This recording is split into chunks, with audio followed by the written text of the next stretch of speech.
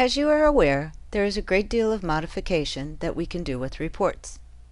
In this movie, I'd like to talk about some of the advanced implications and different ideas for actually customizing your reports. Now please keep in mind that within the Enterprise and the Accountants Edition, you will have an additional tool called the Financial Statement Designer. We discussed that tool earlier in our movies. In this instance, I'd like to keep it generic for all versions of QuickBooks.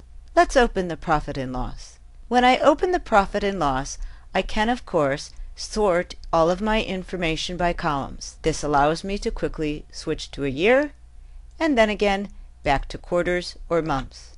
You'll notice that the sort is by default in the account order, but I can have my highest totals on the top also. We can reselect any of our dates, and we can also use the pull down for quick sorts on dates. But the power comes in modifying the report itself. The first screen will allow us to do such things as to look at a previous period or a previous year. Very frequently, I will put a check mark next to the previous year and then choose a percentage of change and say OK. When I do so, you'll notice that we have each year and the change that is appropriate between the years. I can now, of course, switch over to the columns as years only, and you can see that I have a nice combination of the 2 years on the screen itself. If I go back to Modify Report and go to the Filter section, you will notice that we can put on as many filters as we want to. Now very often I will see that people will use one filter. Say for instance that all I'd like to look at are my income and cost of good accounts. But what you should be aware is that at any given time you can now go into a second account. So I'm going to choose all ordinary income accounts. I can also go to Item, go down my item list, and perhaps choose all services. You'll notice in my filter choices that I will now see my ordinary income only for the services. When I say OK, my profit and loss is now adjusted accordingly. When I'd like to change it back to normal, I'll go right back to Modify Report, back to my filters again, and once again I can reset my accounts. However, if I'd like a quick way of removing filters, I can simply select them on the current filter choices and remove the filter. In this instance, I can remove as many or as few filters as I'd like to. You'll notice that I can also go into my header and footer section. Here I can revise the company name. I could change my report title if I'd like to, and also my subtitle. The subtitle by definition will pull up the dates of your report. You will also notice the date prepared. This is what appears in the upper left-hand corner of the screen.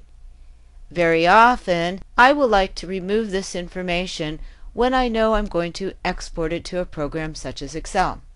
You'll also notice that it asks what type of basis, accrual or cash, and once again, I can remove this from the report. Finally, would you like the header on all the pages or only the first page? In this instance, I'm going to remove the time prepared and the report basis and simply go ahead and say OK. When I do, you'll notice that I changed the top of my report and I only have the date. If we go back into Modify the Report one more time, back into the filters, back to the header and footer, this time I'd like to go down to the bottom. You will notice that I have a page number, but I also have an extra footer line. If there is a footnote that I would like to add, I can simply type it into this area. Once again, when I say OK, you will notice that when you print, let's go to Preview, on the bottom of my report, I'll see my footnote. If you'd like to, you can remove the page number from the opposite side of the page. The final aspect of modification is going to come with our fonts and numbers. Here we can change the font for each of the individual items. For example, if I'd like to have slightly larger numbers, I can now go ahead and I can choose my report data. When I go into change a font, I'll go to a 10-point font, say OK, and simply change all the related fonts.